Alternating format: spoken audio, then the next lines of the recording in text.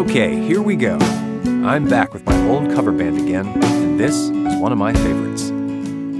But I can't sing quite as high as I used to. I wonder if they can take it down a whole step to G.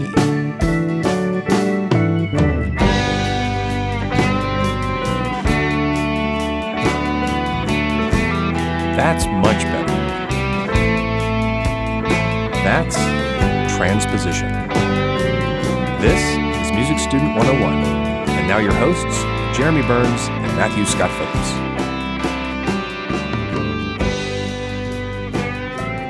Oh yeah. How did you like that intro music? That was nice. That was nice. I call that Tuesday's Here. Tuesday is here.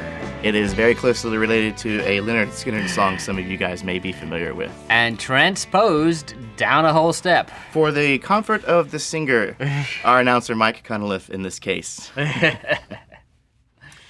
This is something that actually both the books that I'm studying from for these little podcasts, harmony and tonal harmony. Mm-hmm. And Harmony and context. Harmony and context. Right, yeah. Right. Neither of these had a chapter on transposition that I saw. Yeah. One had like an appendix in the back of the book. Right, yeah. But it's something that I think most musicians need to know earlier on. Yeah, understand. Most musicians need to understand some form of it. Transposition is one of those things that there's a lot of ideas under that one big umbrella of transposition. And I guess it's considered to be either an orchestral technique or an instrumental technique. Mm-hmm. Not necessarily a harmonic technique, which is probably why it's not mentioned in a lot of textbooks at that level. But it's still very, very important. So, it's definitely something we need to talk about. How would you define transposition? I know there's two main kinds, but we're going to stick on one for right now and go into the other later on. Yeah, so... But we can define them both now, I guess, if you want to. It doesn't matter. Let's just do one at a time. Okay, so in general, the act of transposition is the act of moving music by a certain distance, up or down, moving all of the notes up or down by a certain distance for some reason. Mm-hmm. That is about as general as I can get. So chromatic transposition is the act of moving everything up by a certain interval, basically. So if I am playing a nice little melody here in C major,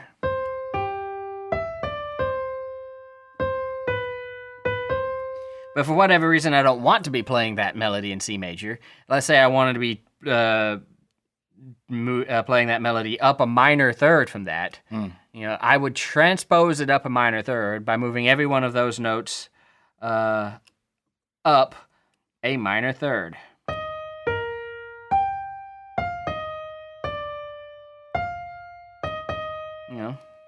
So if I heard the first one, and then somebody threw a whole bunch of pink noise or distractions or a symphony or something like that in my head, and then I heard it again, I might think that was the exact same thing. Yeah, well, intervallically it is. So the relationships between the notes that you're hearing are all still there. Mm-hmm. We've just moved everything up a certain distance. And so instead of playing it in C major, or whatever I did, I already forgot. We've just moved it up a minor third, so now we're playing it in E flat major.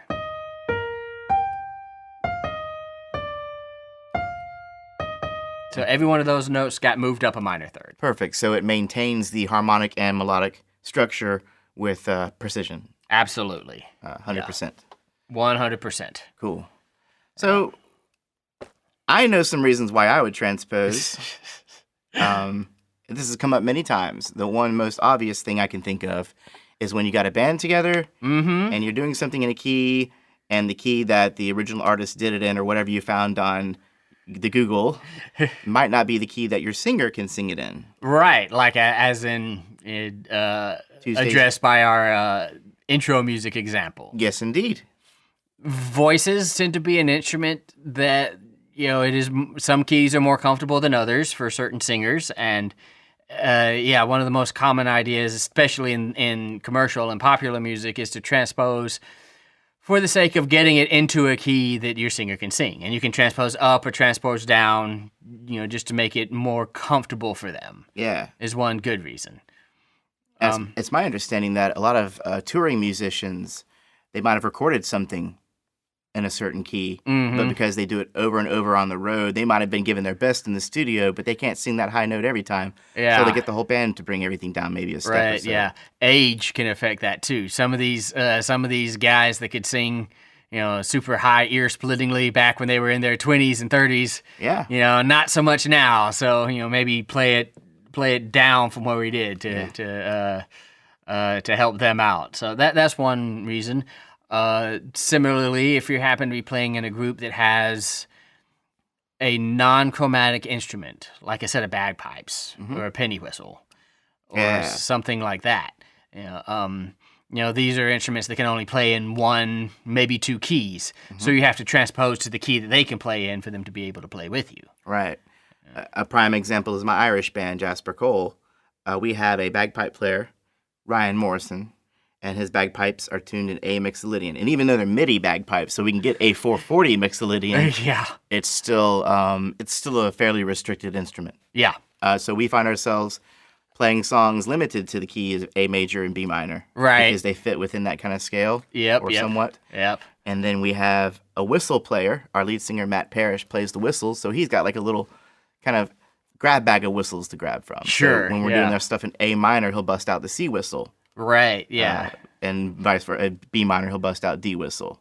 Right, And of course, because our fiddle player, my man Kevin Nicholson, is really, a fiddle seems to be very comfortable in D and A. Oh, sure. So we find ourselves doing a lot of stuff in D, A, E minor, because, in a D-friendly instrument, there'll be a lot of melodies in E Dorian based on scale degree 2, or A mixolydian based on scale degree 5, things like that. Yeah, D and A are open strings on the fiddle. Open string, so they can lead to that really, more open strings you have, I think, the better. Yeah, Maybe. right. For stringed instruments. But then, of course, I've heard pianists say they can prefer flat keys sometimes, like E flat and B flat. Is that just because they fall more comfortably under their fingers? I suppose so. Maybe so, because... Yeah. So other ways that we do this, I guess the shortcut to transposition for stringed instruments, such as the guitar or mandolin, banjo, people put capos on their instruments. Absolutely. So the capo actually clamps down on whatever fret you put it on and changes the scale of the instrument to suit that. Right, and the end effect of adding a capo to your guitar is you're going to transpose something to a new key. Yeah, right. Yeah. Usually a higher key, because obviously you can't capo lower. Usually a higher key, yeah. Now, you can't capo a piano. Not really. So, but you probably ought not have to. Well, why wouldn't you have to? What are some things that, how do we, I guess we should just get into this process, Yeah. Because we've already discussed the, I think we've gotten far enough in the harmonic discussion. Sure. With diatonic, the diatonic chords. Sure, yeah. 1, 2, 3, 4, 5, 6, 7. Yeah. So I think we have enough knowledge to go ahead and get into transposition. Yeah. So there's a couple of ways to do this. Or it's really all kind of doing the same thing, but there's a couple of ways to think about it. Couple of approaches. So one is by interval. And that's kind of what I did with my little C major melody, right? Those notes are C, G, E, D, C. Scale degrees 1, 5, 3, 2, 1. Right? So I'm going to transpose those all up a minor third. So C is going to go up a minor third to E flat. Mm-hmm. G is going to go up a minor third to B flat. I'm just using minor third for the sake of example. It could be any interval. Sure. E and D both going to go up a minor third to G and F respectively, and then we end up playing the same thing. But we're now in E flat, so this is still scale degree 1, 5, 3, 2, 1. Right, so the intervals maintain their integrity. In chromatic transposition. Which we'll focus on first. Yeah. This can be thought of as transposing up a minor third. It can be also thought of as transposing down a major 6. Right. Those two are equivalent. We'll end up, if we transpose down a major 6, we'll end up on the same notes, just an octave below. That's the E flat version, right? So yeah, very important to know. Other thing we can do is change the scale degree for each note of the old key for the scale degree of the new key. So let's just stick with our example. I'm in C major. And we've pointed out that this is scale degree 1, 5, 3, 2, 1. So, I mean, and I want to play it in some other key for some other reason whatsoever. Pick a key, Jeremy. Oh, F sharp. Let's do F sharp. F sharp. So, sorry. There we go. F sharp. So I'm just going to play those scale degrees in F sharp. F sharp, C sharp, A sharp, G sharp, F sharp. Scale degree 1, 5, 3, 2, 1. And this is really just, this is still transposing down by what would it have been a minor, an augmented fifth, I suppose. But you know, still the same principle, just using scale degrees instead of interval. And I'm proud of myself for playing an F sharp.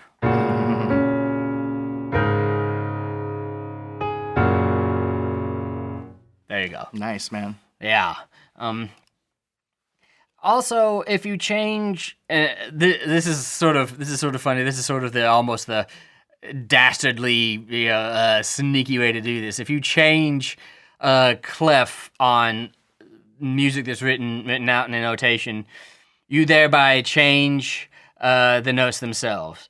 On the staff. On the staff, right. So, whereas if I was playing C, G, E, D, C on a treble staff, if I changed that to alto clef, for example, I would end up playing, right? You know.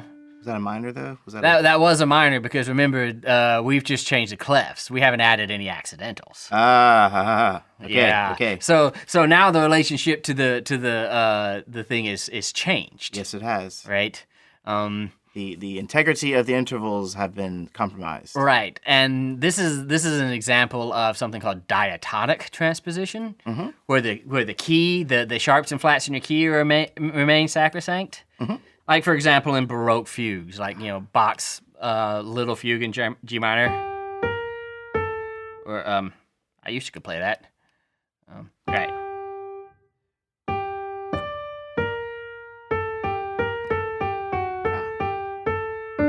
And then,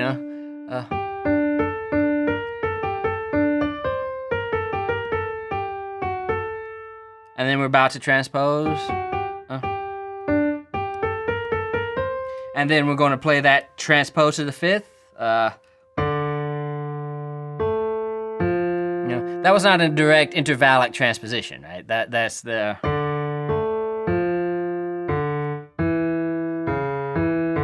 or whatever it was, right? You see that a lot, where the key stays intact. Yeah. So with our old example, if I was to and transpose that a diatonic major third up,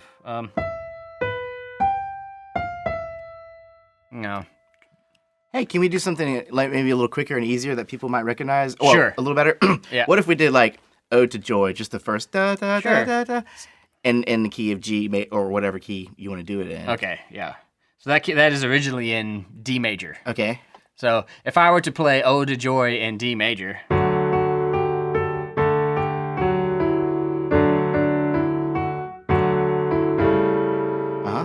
and if I was to transpose it to diatonic minor third up, the notes then would be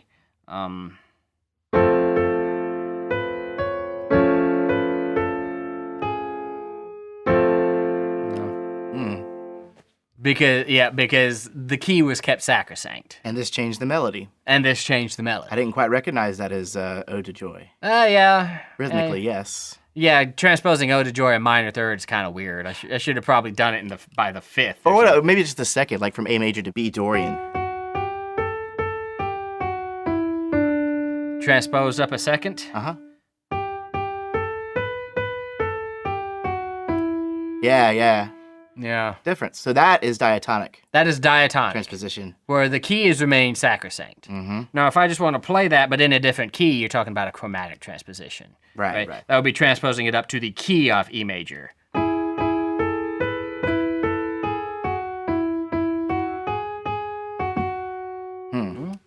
Very good.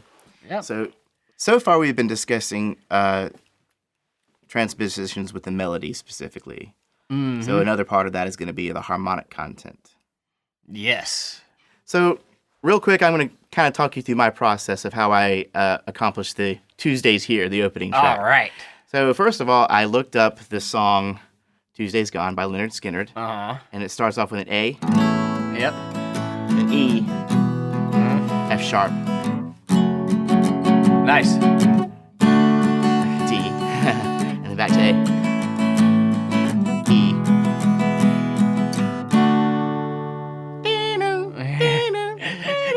So that I had to sit there and first of all I had to say, okay, what are these chords? Yeah. I got an A A to E to E. to F sharp to B to D. 1, 5, 6, 4. So yes, I had to say this is, and you can once you get your ears good enough and sharp enough, you'll just hear it right off. But Right. you otherwise will have to go through the process of saying we're in the key of A. Yep. A is the 1 chord. Yeah. E is the 5 chord. 6 Yep. D. Now of course that's Tuesdays Gone, but I actually changed that D to a B minor for my music, just so I'm not ripping off Leonard Skinner. And so that you're going around the circle of fifths. 1, 5, 6, 2. Yeah, exactly. So then we decided that this was not a great key to play in. So what I had to do was drop everything down to G, a whole step from going down from A to G. Yeah. Yep. So now we still have a 1, 1, 5, 5, 6. 4. 4. Well, of the original, that would have been a 4. A 4. It would have been an A minor of your modified version. So you're going to hear the A minor on the recording, but Yeah. but that was the process I had to go on. So And look how nicely that fell into your hands on the guitar, having done that. much better, actually. Transposed to the key of G, which is a much more natural key on the guitar. It's very friendly for people who are starting off on the basic chords. Yeah. Absolutely, yeah, because a lot of those have open string notes, so you can just do first position chords on the guitar, and there you go. Mm-hmm. Yeah. So I guess that's the gist of it, man. As long as you know what the chord is, forget anything about letters. Mm-hmm. This is not the key of C. This is just a key. Yeah. You know. So what am I hearing? I'm hearing a 1, 5, 6, 4 progression. Yeah. Boom. And that's the way I would think about it too. Uh-huh. Being familiar with harmonic progressions as I am. Uh-huh. If you had a chord chart that were just letters, and you had to transpose just letters, I would, then you could think about the intervallic distance. Uh-huh. So if you had the chords C, G, D, A, and you wanted to transpose all of that up a perfect fourth, C would go up to F. Mm-hmm. G would go up to C. Yeah, F would go up to B flat, and A would go up to D. Right. Yeah. So it helps you to know your intervals, because whatever you have to keep that interval true for all the chords and notes and Correct. It will help to know your intervals. It will really help to know your chord functions and your scale degrees. Remember that if you were transposing chords, C to transpose F major up to B flat and major means you're going to need that B flat in there so to keep it major. Right? Mm-hmm. Things like that will start to creep up. Mm-hmm. So you better know something. Yeah. Well, by this point, if you're listening to this podcast in sequence, as we so recommend you do, we so recommend you do, you should know about intervals, and melody, and harmony, right? Yeah, Diatonic right. chords. Yeah. And this should be a breeze. Yeah. And if you're looking at written sheet music, just move it up to the note you want and change the key to reflect that, and you're fine. So I think, hopefully, from our discussion thus far, most musicians who will be using this for the practical reasons that a lot of people do, to accommodate their singers, to accommodate for maybe horn players who play in different tunings. Right. Yeah. That I think can be accomplished. Yeah. So far. Yeah. It gets a little weird though, doesn't it? It can get a little weird. It's about to get weird. It's about to get weird. Okay. Let me start this off with a funny little story from my college, my college years. Please do. Dr. Clemens, my theory teacher, had us all arrange just a 4-part piece. We got to choose our instruments, but I decided I didn't know a lot about horns, which became evident later on because I decided to choose the French horn for one of my instruments. And then one day we would all get together in class and we'd have musicians from the class play our compositions. Yeah. So I wrote something, and I wrote it for this horn part. And Jason Kuykendall, the guy that was playing the horn, he got up to the point where I had written something a little too high for his instrument. And when he got up to that note, he couldn't play it, so he just sang it. He sang it. And I was like, why the hell did he do that? And then afterwards, Dr. Clemens was like, well, you didn't really have the horn in mind when you were writing this because you exceeded the register. Yeah. Oops. Yeah, so I think if I had a better knowledge on that instrument, I might have done a better job composing for it. Yeah. So maybe we could spend a little bit of time talking about these transposing instruments. Right. So some instruments are actually transposing instruments, meaning that they sound a different note than what is written on the page. Yeah. Yeah. And the reasons for this are historical in some sense. So back before wind instruments had mechanical valves, they were kind of like the penny whistle or the bagpipes that we were talking about. They could really sort of only play in one key. Mm-hmm. So all of their parts were just written in C, and then they picked up the appropriately tuned instrument to play in the key they wanted to play in. So they had like a utility belt with all these different whistles on them. Or these different clarinets, or these different sized trumpets. Before trumpets had the actual valves, they could kind of only play in one or maybe two keys. And that may or may not have been historically accurate. Musicians back then may have not had utility belts. You may or may have not had utility belts. I'm just envisioning a belt with a whole bunch of clarinets. Yeah. Strung around have a little clarinet kilt, a little clarinet skirt. A clarinet kilt. That's funny. Would have been a lot cooler if they did. Yeah, so and it's sort of something that has stuck through the years. Even though now modern versions of these instruments have, mechanical. They have valves and mechanical keys and can play in any key whatsoever. They're also somewhat timbral. Mm-hmm. People will say, for example, a C trumpet sounds a little bit brighter than a B flat trumpet. Mm-hmm. So if you want sort of the more mellowish tone of a B flat trumpet, you're going to need to know how to deal with that transposing instrument. And that's what that means, by the way, when you see something say trumpet in B flat or clarinet in A, horn in F. What they mean is that we're dealing with a transposing instrument of some kind. And so they can be, the reasons are historical, are somewhat timbral, are a little bit more functional. People say that a clarinet in A is just easier to play sharp keys in, and they just fall under your fingers a little better. Mm-hmm. So, but if you're going to write for these instruments, you have to know how to deal with this, because if you just write some music or even a chord chart or something and just give it to a clarinet player, they're going to be a whole step flat. And nobody's going to know why, because they're going to say, well, I'm playing the notes you gave me, and so you need to know how to deal with this. So to make sure I understand this correctly, the composer himself or herself has to keep these transposing instruments in mind while they're writing their piece. Yep. So he's writing. Say it again, Matt. There is a written note and there is a sounding note. And a sounding note, okay. So Should I just go ahead and do this? Yeah. Okay. See what you got. I tried to explain it. I did not do well. So, for example, a B-flat clarinet. Uh-huh.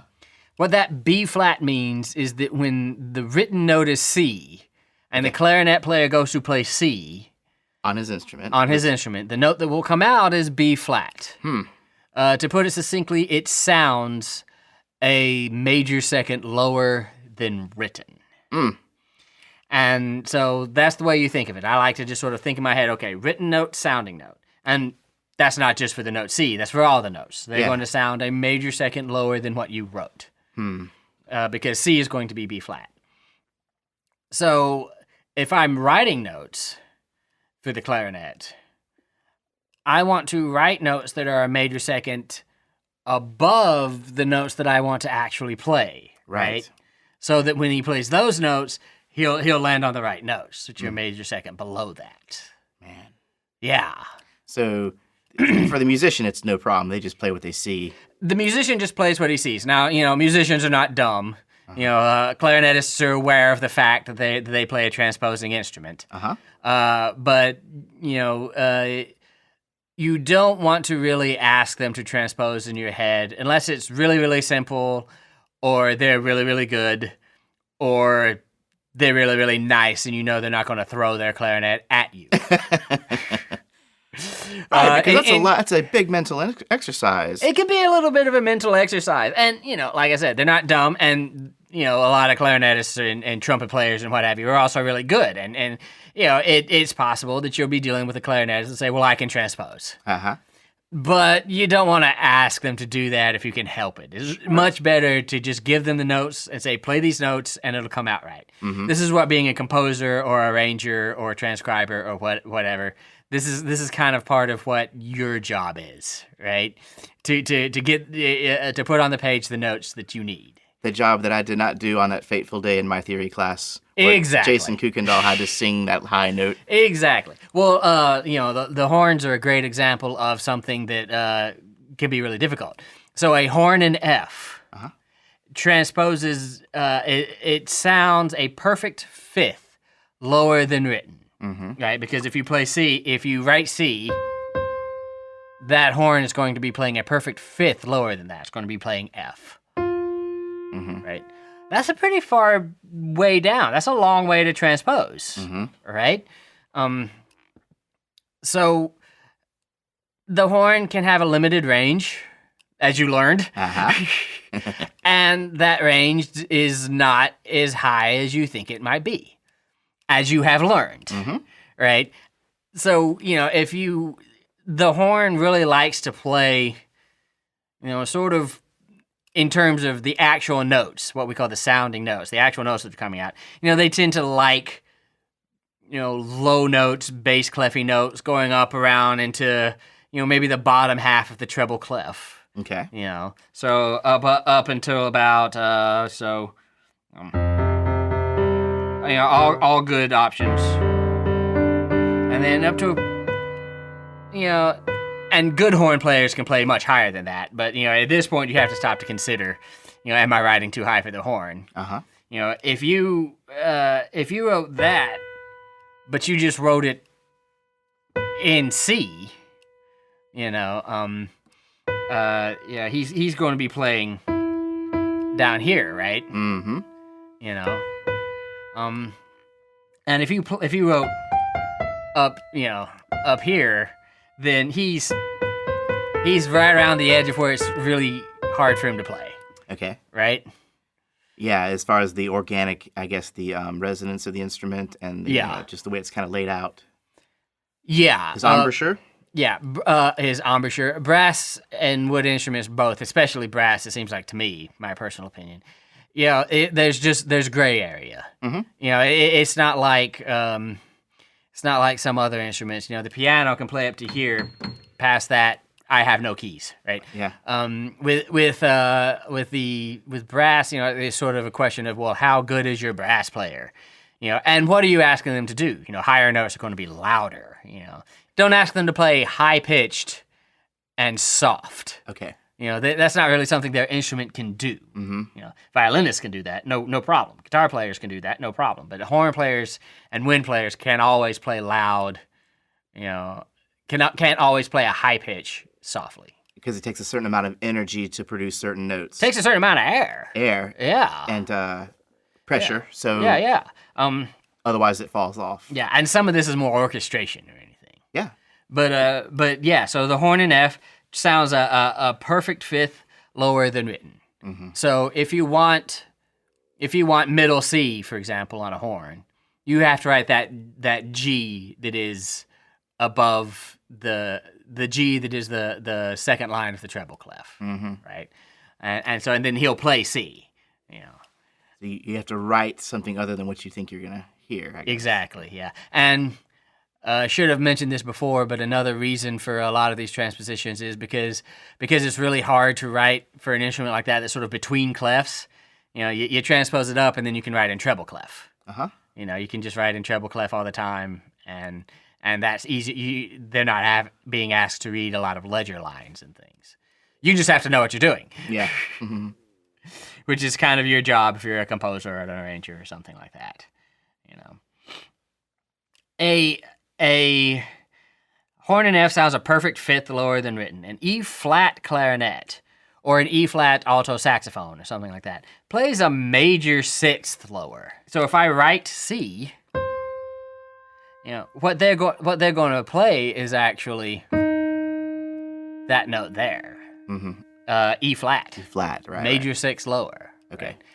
That's really tough. That's a kind of a messed up interval to have to transpose down by. But you can do it. Just write everything. If I want them to play the note G, I have to think about what's a major six above G. Yeah. And write E. Yeah, and some of this is just knowing, knowing what you're writing for. Shall I prattle out a quick list of the transposing instruments that I have here? Yes. Because there's more than I thought there were. There are a lot. Yeah, no kidding. Okay, so let's just take it from the top. Like you said, we got the English horn in F, right? In F. Perfect and, lower. Neither English nor horn, but it is an F instrument. So it sounds a perfect fifth lower, just like the horn. So there's like three categories. There's the instrument, there's the sound with respect to notation. Yes. And then there's the transposition needed to notate. In other words, the instrument, the sounding note, and the written note. Yep. So, and the horn, in the case of the F horn, the sound with respect to notation is a perfect fifth lower. Transposition needed to notate is a perfect fifth up. So I guess they complement. That is a theory textbook way of saying what we just said. Yeah. Okay. Well, then let me not worry about that. all that other stuff. I'm just going to go through the instruments. Okay. Good plan. So we got the English horn in F. English horn is an F instrument, just like the horn. Perfect fifth lower. Clarinet, we have three. There is a B flat clarinet. Major second sounds major second lower than written. An A clarinet. Sounds a minor third lower than written. And then an E flat clarinet. Sounds a major sixth lower than written. Yep. Minor 3 higher, major 6 lower. Same difference. Bass clarinet in B flat. I guess that's plus an octave. That is actually a major ninth lower. Very good, very good. Because it gets down there in the bass clef. And it's really a bass instrument, even though when you write for it, you're writing it as a treble instrument. Yeah. That's nutty. That is nutty. So that's the clarinets. Now we shall move on to the saxophones. Because I was often out here a soprano sax, alto sax. Yeah. But I never exactly knew what they. And here we go. Go. So the soprano saxophone is in B flat. Right. Major second lower. Yeah, nice and easy, just like a lot of things. Alto saxophone, E flat. E flat. That's that major six, just like the E flat clarinet. Yep. Tenor saxophone, B flat. Yes, B flat, but an octave, right? Yeah. B flat plus an octave. B flat, yeah. So major second plus an octave, otherwise known as a major ninth. Yeah. Baritone saxophone, also E flat, just like the alto saxophone. But is that one also plus an octave? It is. Yeah. It is. So major six plus an octave. That's actually pretty low. Yeah. Which is baritone, I guess. Which is baritone, yeah. Still writing in treble clef. And then we talked about the English horn earlier, but now we're going to talk about the other horns. Yeah. Are these all French horns or what? Or cornets or what are these? If they're just... If you call them horns, then they're referring to French horns. Okay. So we got the horn in F as we... Yep, the most common. The most common? Okay. F for French. F for French. That's one way to remember that. E flat. Mm-hmm. The E flat horn. These are all the same recipes. Yeah, major right? 6 lower. Yeah, anything that's called E flat. Major 6 lower. Mm-hmm. And then an E. There's an E horn. Yeah. Probably more comfortably can play in sharp keys, I would imagine. Sharp keys, eh? Sharp keys, because E major is a sharp key. Yes, you are right. All that work paid off, Matt. I knew something. Yeah. And then finally there's a D horn. Right, which is actually a major second higher, right? Mm-hmm. Yeah. Great. And then that brings us to the trumpet. Yes. There's only 2 of those. There is B flat and there is D. Yeah. And there is also a C trumpet. But we'll get into that in just a second. Oh, cool. Cool. Well, these are all brass and wood. And most of your transposing instruments... These are all brass. Oh, clarinet. Clarinets are woodwinds. Yeah. Yeah, these are wind instruments are most typically what transposes. So woodwinds and brass. Is that me or you? That's probably me. Skipped lunch. Yeah. You got to get some food in your belly, man. Well, we don't have too much more to go. I mean, we're kind of reaching the end of all We're getting this. towards the end here. And my stomach is doing it too, actually. There's going to be like whale song in the background. The hungry podcasters. Okay. So there's a list of the transposing instruments. Is there anything else we should cover regarding those? You'll be happy to know that not all instruments transpose. Yeah. As you've probably surmised. Yeah. All the ones I don't play? Right. I mean, all the ones I do play? All the ones you do play Yeah. are this is what we call C instruments, meaning they play the note that is written. If you write C, it will sound C. Beautifully simple, right? Yeah. So these are all the strings. Yeah. Violin, viola, cello, bass, guitar, mandolin, banjo. These almost anything with a string on it is a C instrument. Piano obviously is a C instrument. Flutes and oboes and bassoons are C instruments. Bass, brass instruments like trombones are C instruments. Tuba is a C instrument. And all of their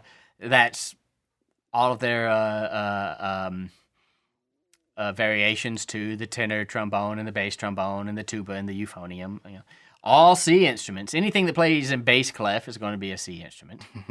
Okay. Timpani are C instruments for what that's worth. Yeah. So by C instrument, that means play exactly the note that's written. Play the non-transposing.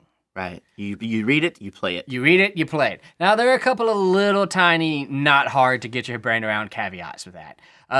There are C instruments that play that are technically transposing instruments, and that they play an octave below what is written, such as the contrabass. Okay. The stand-up bass. You will be playing notes in the bass clef, playing along, and the notes you are actually playing are an octave below that. That is what the term contra means. Oh. Yeah. Cool. Yeah. It means beneath. And they would back in the early Baroque, when these instruments were first coming into prominence, they would just give the same part to the cellists and the bassists. The bassists would just be playing the same part, but because of their instrument, it'd be below. It'd be an octave below. Still the same note, just an octave below. The guitar actually plays an octave below. Yeah, interesting, huh? That is interesting. Yeah. There are some instruments that play an octave above. For example, the piccolo. Okay. Plays an octave above the note written. So again, you can just give a flute part to a piccolo player, and they would play the same part, but because they're on a piccolo, they're playing it an octave above. And the piccolo is the highest registered instrument. Yes. Is it not? Yeah. Yeah. Okay. Yeah. Yeah. So there's that. So far, so good. So okay, Jeremy, how about this? Let's test your knowledge now. Uh-oh. I'm writing for B flat trumpet. Okay. And I have written the note. I have written the note F sharp. Okay. Although my trumpet player would kill me. Let's say I've written this note F sharp. Okay.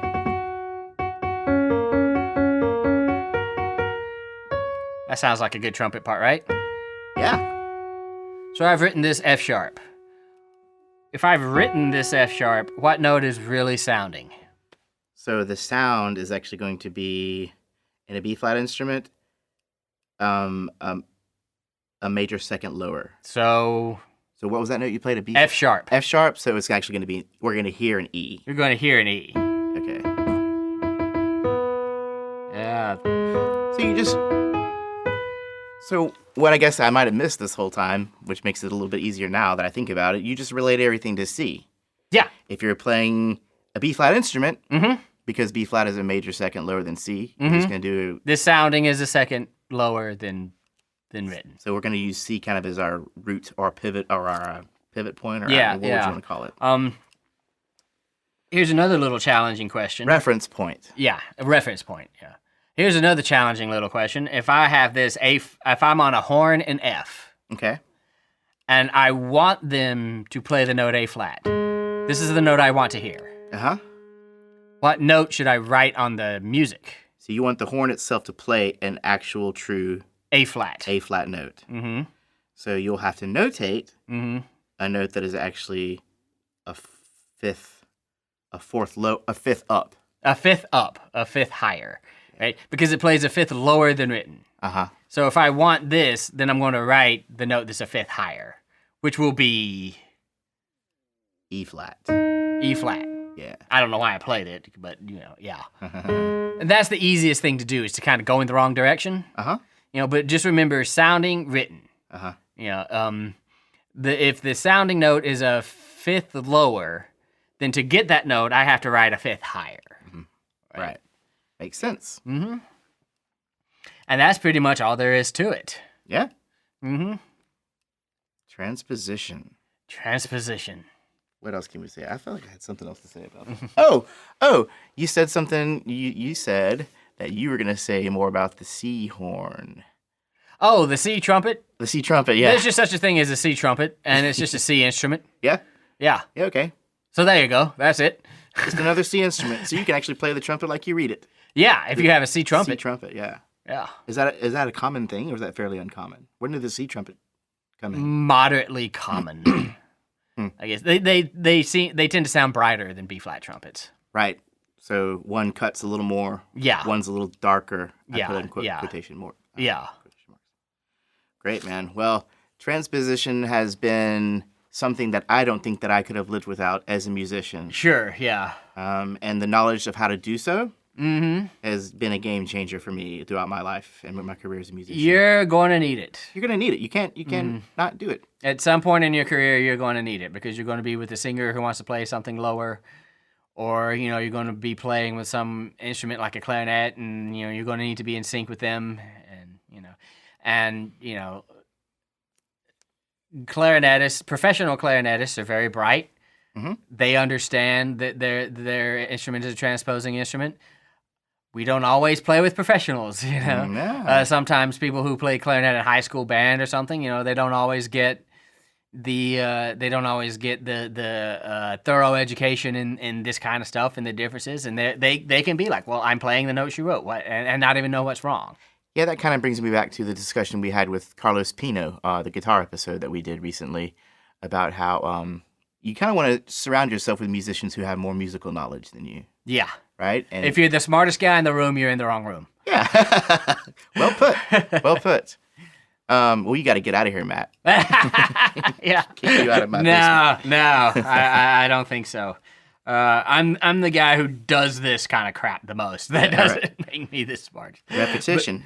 Yeah. Well, on that note, I think this could be a good thing for you, our students, to challenge yourselves with. Say, find one of your favorite pop songs that you already know. Mm-hmm. You already know all the chords. Yep. Try transposing it to something. Try transposing it to some new key and see how you do. And don't just stick a capo on your guitar. Nope, that's cheating. That's cheating.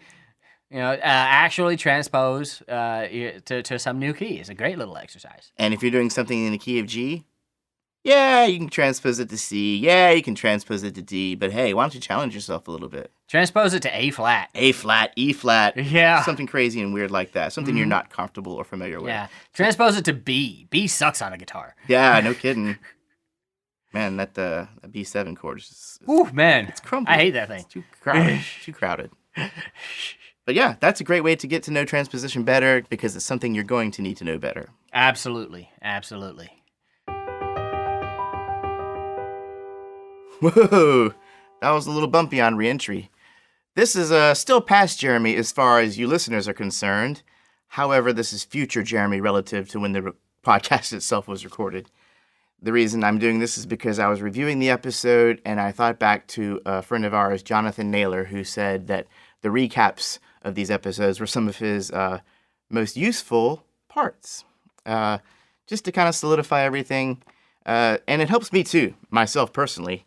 So for the sake of myself, you listeners, and our good friend Jonathan Naylor, I've decided to climb into my editing time machine and risk breaking the rules of space-time continuum and the butterfly effect, and I'm going to try and make things right. So we talked about transposition. This is the act of basically moving a group of notes up or down while keeping the same intervals between the notes. Now, one of the more common types or practical kinds of transposition would be chromatic. We discussed that pretty well at length. Each note, in this case, each note moves up or down while keeping all the intervals true in between the notes. So effectively, you're hearing the exact same melody, only you're moving it to a different key. It'll sound the exact same, it'll be at a different key. So that'll probably require changing some accidentals.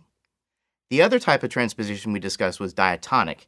Now, in this case, you're actually playing the same melody, but because you're not changing keys, the intervals between the notes might vary a little bit. And it's going to sound similar to the melody, but it's going to be a little bit different. So if you're playing a melody that starts on scale degree 1 in a major key, for example, and you take that exact same melodic structure and start it with scale degree 2 from that same key, well, it's going to have a Dorian feel. It's going to take on the feel of whatever mode the new melody is based on, but it'll all be the same key signature. Same number of sharps or flats, right? This kind of transposition often occurred in some of the classical compositions where the composers would try and vary a theme that they create, change it up a little bit to progress the movement of a piece that they've composed. Now, when and why would we use transposition? Well, sometimes a group of people might get together to play some music, a band or whatever, and maybe the original piece of music or the key that all the rest of the band knows it in might be too high or too low for the singer to sing it in which case they'll need to transpose it down or up respectively. In other instances, some instruments sound better or feel better or have more richness when they're played with open strings. So maybe a guitarist might want to hear something in G that was originally done in F sharp. You know, sometimes the key of F sharp requires playing bar chords, which aren't always as rich or resonant as open string, playing more open string chords. Myself a bassist, case in point, I love songs that are in the key of E because I get to hit that low note that I really love to feel, you know? Speaking of transposing keys of songs, we kind of played a little bit of an example how I used Tuesday Is Gone by Leonard Skinner as an example. And I found that the song was originally, the first four chords were A, E, F sharp minor, and D. Well, I used my theory brain to figure out that those were actually chords 1, 5, 6, and 4. So all I needed to do to drop it down to G was relate those diatonic chords to the key of G. So I had then G1, D5, E minor 6, and C4. Of course, in the case of my little representation of the song, I used A minor to replace C. The relative minor, that is. Moving on, there's also shortcuts where people can use capos on certain stringed instruments, like the banjo and so forth. But in most other instruments, you're just going to have to figure out how to transpose, you know? Some software offers shortcuts. You know, I think Sibelius even has a transpose button. You just click it once, you know? But that's no fun. One other thing past Jeremy had wished he had mentioned was reading notation. When you're reading notation, if you can get used to actually thinking of intervals between the notes instead of actually assigning names to them, so C, E, G becomes 1, 3, 5, for example, you'll kind of get used to the patterns and the way they look, and then I think that'll also aid greatly in transposing on the fly, specifically when you're reading notation. And we also talked about instruments that transpose, transposing instruments. These are instruments that actually sound differently than the notes that are written, so that the composer has to keep that in mind while composing the pieces with these instruments. A lesson I learned early on. A lot of these instruments are keyed in E flats, B flats, and Fs, different things like that. And they're often brass and woodwind instruments, instruments I think that are more difficult to adjust compared to the instruments you can tune and so forth. And then we discussed there's actually C instruments, in which case the note sounds exactly as it's played. So if you're playing a C instrument, you play a C note, it'll sound as a C note. We also kind of went through a quick list of all the transposing instruments in the orchestra, for example, and that was a good little chat. What all they do and what's really going on when you're playing these instruments or writing for these instruments. And then Matt finally put my theory brain to work and gave me a few little challenges on how I might handle transposing, writing for transposing instruments, and that was, of course, good times. And also, I think, again, it's great for you guys to consider challenging yourselves by transposing a song you're familiar with. Not to another key that you're familiar with, but maybe a key you're not at all comfortable with. See how it goes. Let us know. Anyways, my job here is done. I will now turn you over back to past Matt and past Jeremy, and I will step back into my editing time machine. So I think that pretty much covers it. Any questions, always talk to us. Info@Music Student 101. We've really appreciated your feedback, and it's really been great to hear your stories, your success stories, and your challenges. We'd love to be able to help you out with those kind of things. Yeah. And if there's anything, I'm fully aware of the fact that I don't always describe things exactly as absolutely clearly as possible. So if there's anything that's unclear, email us. We'll be glad to discuss it further. You'd be surprised at how responsive we can be to the Facebook. If you just post a question on the Facebook page, one of us is going to come in there and answer it. Yeah, one of us is going to come in there and answer it. Absolutely. Speaking of social media, as long as we've been doing this, I think we have 170 Facebook likes. Spread the word out there. Yeah. Help us out. Like us on Facebook. That seems to be the way to get our stuff You across. guys like us, right? You like us. So like us on Facebook. Please like us. But yeah, and do that, and we'll respond forthwith. Yes. And send us a message for a private discussion or put it up on the feed for group discussion. Absolutely. It'll be fun. So we'll see you on Facebook. Yeah, hopefully. Until next time. See you soon.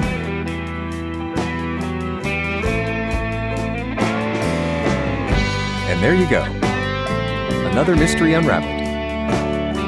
If you have any stories or experiences with transposition, please share them with us.